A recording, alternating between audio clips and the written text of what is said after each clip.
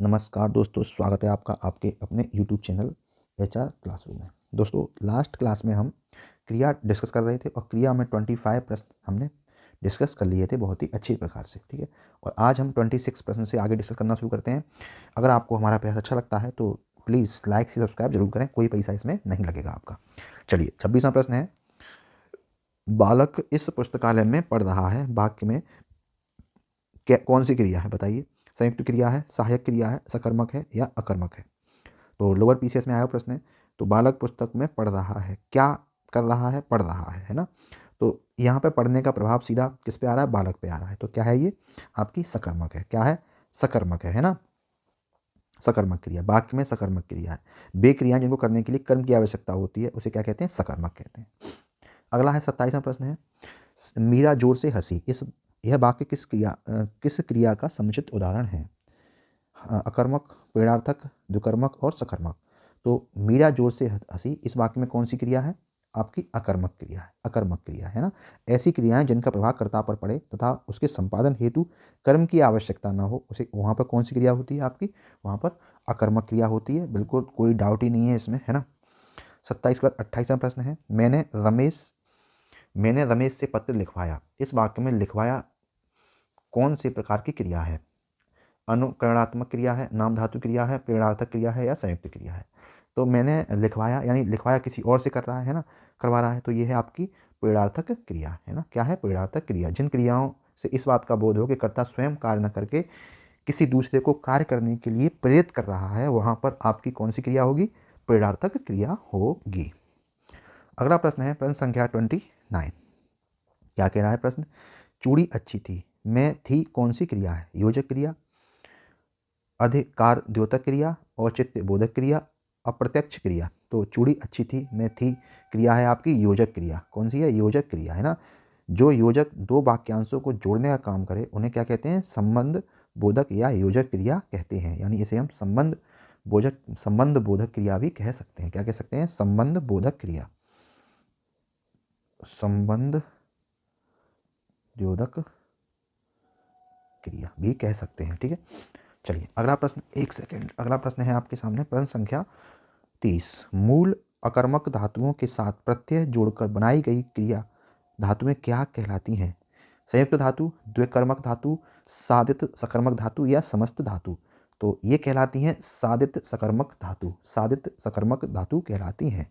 क्रिया के मूल रूप को क्या कहते हैं, क्रिया के मूल रूप को कहते हैं धातु कहते हैं, ठीक है। धातुएं अकर्मक एवं सकर्मक, धातुएं आपकी सकर्मक भी हो सकती हैं, धातु आपकी अकर्मक भी होती है ना।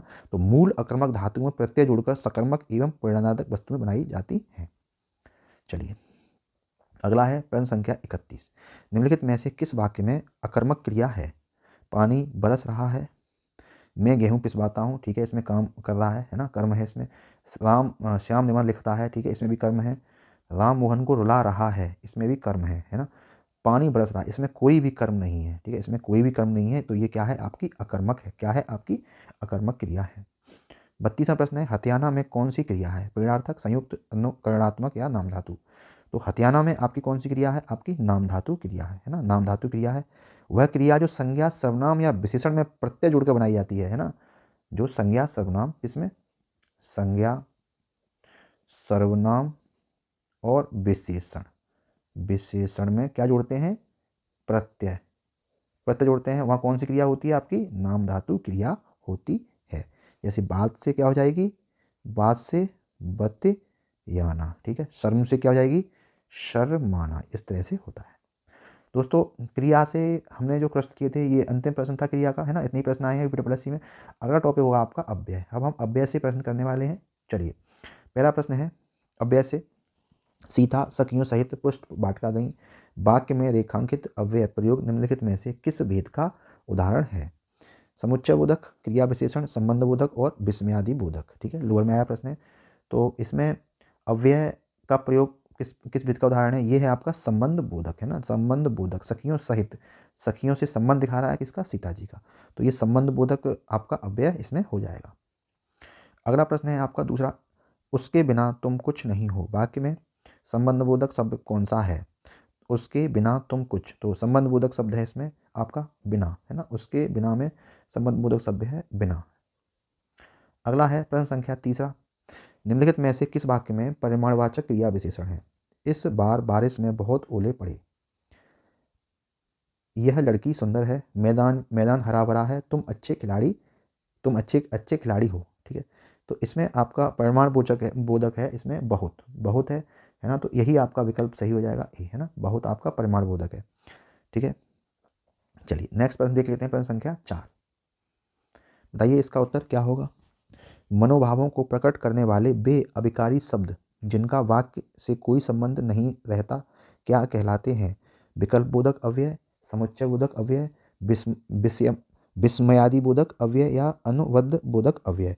तो सही विकल्प है इसमें आपका विकल्प सी। ठीक है, जिन अवयवों से हर्ष, शोक आदि के भाव सूचित हों पर उनका संबंध वाक्य या उसके किसी विशेष पद से नहीं होता है, उन्हें क्या कहते हैं? विस्मयादि बोधक अव्यय। जैसे हाय, अब मैं क्या करूं। अब इसका हाय का इससे कोई संबंध नहीं है। ठीक है, एक तो देखते हैं, अरे पीछे हो जाओ, नहीं तो क्या हो जाओगे? गिर जाओगे।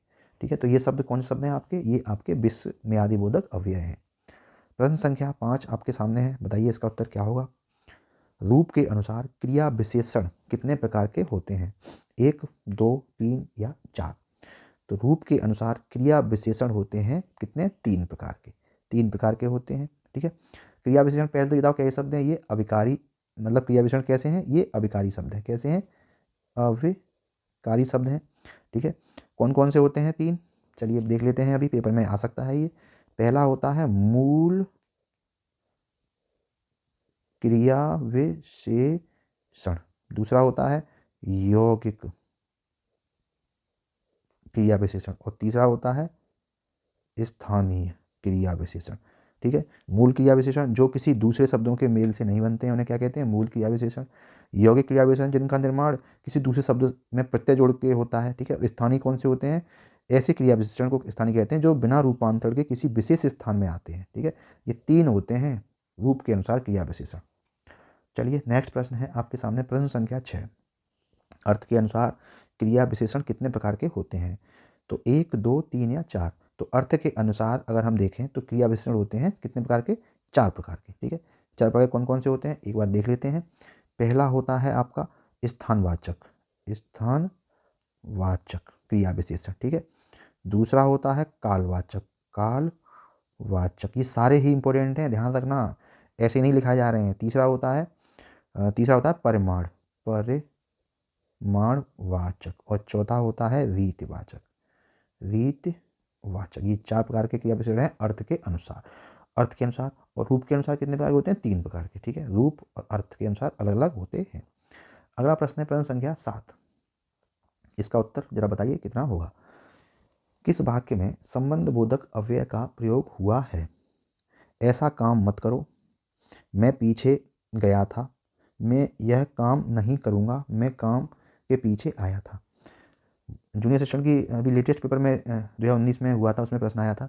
तो इसमें संबंध बोधक अव्यय का प्रयोग हुआ है डी, मैं काम के पीछे आया था। ठीक है, संबंध बोधक अव्यय इसमें हुआ है, शब्द कौन सा? पीछे। पीछे आपका अव्यय है संबंध बोधक, है ना।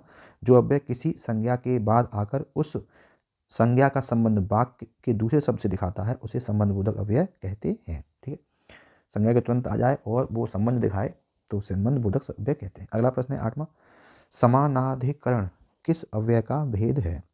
समुच्चय बोधक, क्रिया विशेषण, संबंध बोधक और विस्मयादि बोधक। तो समानाधिकरण है आपका समुच्चय बोधक अव्यय का भेद। समुच्चय बोधक अव्यय का भेद है आपका समानाधिकरण। ठीक है, जिन शब्दों से समान अधिकार से अंशों को जुड़ने का पता चलता है उसे क्या कहते हैं? समानाधिकरण समुच्चय बोधक अव्यय कहते हैं। अगला प्रश्न है प्रश्न संख्या 9। तुम प्रतिदिन खेलते हो, उपर्युक्त वाक्य में प्रतिदिन कौन सा क्रिया विशेषण है? गुणवाचक क्रिया विशेषण, परिमाणवाचक क्रिया विशेषण, कालवाचक क्रिया विशेषण या स्थानवाचक क्रिया विशेषण? सही विकल्प हो जाएगा इसका कालवाचक क्रिया विशेषण, कालवाचक क्रिया विशेषण। ठीक है, अब इसमें प्रतिदिन आ गया ना, प्रतिदिन में आ गया कालवाचक क्रिया विशेषण। ठीक है, प्रश्न संख्या 10।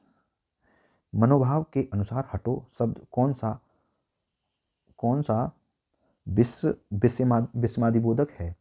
संबोधन है, चेतावनी है, धिक्कार है या विस्मय है? तो हटो एक चेतावनी है, क्या है, हटो चेतावनी है, ठीक है ना।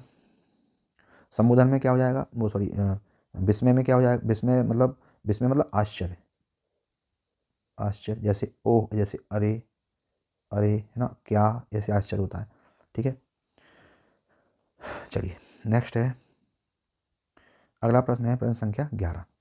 तुम दिन भर घूमते रहते हो, भर शब्द कौन सा अव्यय है, विश्व मियादी बोधक, संबंध बोधक, निपात या संयोजक।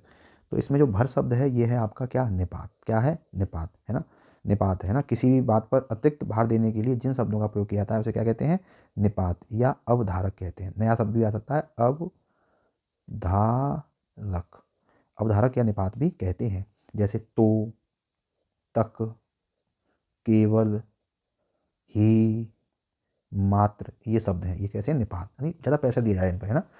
चलिए अगला प्रश्न है प्रश्न संख्या 12। हम दोनों शांतिपूर्वक पढ़ते रहते हैं, इस वाक्य में पूर्वक शब्द कौन सा संबंध बोधक है, सब सविभक्तिक, निर्विभक्तिक, मौलिक या यौगिक। तो इसमें पूर्वक है आपका कौन सा, मौलिक, कौन सा, मौलिक शब्द संबंध बोधक है, ठीक है। और भी शब्द आ सकते हैं इसमें, है ना, जैसे बिना, बिना भी आपका मौलिक है ना, पर्यंत, ये भी मौलिक है, ठीक है, ये भी मौलिक है। यौगिक में कौन से होते हैं, यौगिक में जैसे, यौगिक में शब्द आ जाए जैसे अपेक्षा, अपेक्षा है ना, तुल्य है ना, समान, ठीक है, चलते है ना, लिए, ये सब आ जाए तो ये कौन से, ये यौगिक में है। चलिए प्रश्न संख्या 13 है, मैं वहाँ होकर आया हूँ, वाक्य में अव्यय शब्द कौन सा है, मैं वहाँ होकर हूँ। तो इसमें जो अव्यय शब्द है वो है वहाँ, वो है वहाँ, अव्यय शब्द है, ठीक है।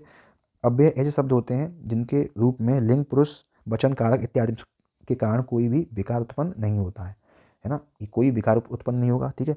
ऐसे शब्दों की, ऐसे शब्द हर स्थिति में अपने मूल रूप में ही बने रहते हैं, ओके। तो इनमें अव्यय यानी कोई व्यय नहीं होता है इनमें, ये वीडियो में आया हुआ प्रश्न है, ठीक है। चलिए अगला प्रश्न है 14। उसने कटोरा भर दूध पिया, वाक्य में अव्यय शब्द कौन सा है, कटोरा, दूध, भर या पिया। तो इसमें जो अव्यय शब्द हो, अव्यय शब्द है वो है भर, है ना। अव्यय शब्द क्या बताया था अभी, जिस ऐसे शब्द जिनमें लिंग, वचन, पुरुष, कारक इत्यादि के कारण इसमें कोई विकार उत्पन्न नहीं होता है उसे क्या कहते हैं, अव्यय शब्द कहते हैं।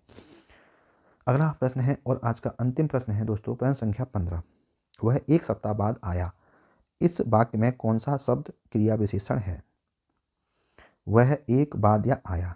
तो इसका जो सही विकल्प होगा वो होगा बाद, सी, है ना, बाद। वह एक शब्द बाद आया, बाद शब्द क्रिया विशेषण है ना। क्रिया विशेषण होते क्या है, जिन शब्दों से क्रिया की विशेषता का बोध हो उन्हें क्रिया विशेषण कहा जाता है, ठीक है। जैसे एक एग्जांपल दे देते हैं, जैसे यह कल अवश्य आएगा, है ना। इसमें आएगा क्या है, क्रिया, ठीक है, और अवश्य क्या है, उसकी विशेषता बता रहा है ना, है ना। तो अवश्य क्या है, अवश्य है क्रिया विशेषण, क्रिया विशेषण है, ठीक है। अवश्य उसकी विशेषता, इसलिए क्या है, क्रिया विशेषण। कुछ और क्रिया विशेषण होते हैं जैसे धीरे धीरे, यानी जो क्रिया की विशेषता बताएं, धीरे धीरे, है ना, कब, ठीक है, पर्याप्त, है ना, अवश्य, ये क्रिया विशेषण है। और दोस्तों आपके लगभग 25 से 30 प्रश्न मैंने आपके करा दिए हैं, ठीक है। काफ़ी कम समय में 15 से 20 मिनट लगते हैं, है ना, 15 से 20 मिनट में कुछ नहीं आता है। अब डेली 3 लेक्चर आएंगे आपके, तो 45 मिनट में आपकी कंप्लीट आपका प्रैक्टिस चलती रहेगी, है ना। आप पढ़िए जहाँ से पढ़ना है और प्रैक्टिस कीजिए, अपने आप को जांचिए, परखिए, आकलन कीजिए कि आपको अभी और कितनी मेहनत करनी है, ठीक है। तो चलिए दोस्तों, अगर आपका साथ रहा तो हमारा प्रयास ऐसे ही चलता रहेगा, और अगर कोई सुझाव हो तो आप बताइए, है ना, कमेंट कीजिए, उस पर बिल्कुल काम किया जाएगा। मिलते हैं कल किसी और नए इन्फॉर्मेटिव सेशन में, तब तक के लिए जय हिंद, जय भारत।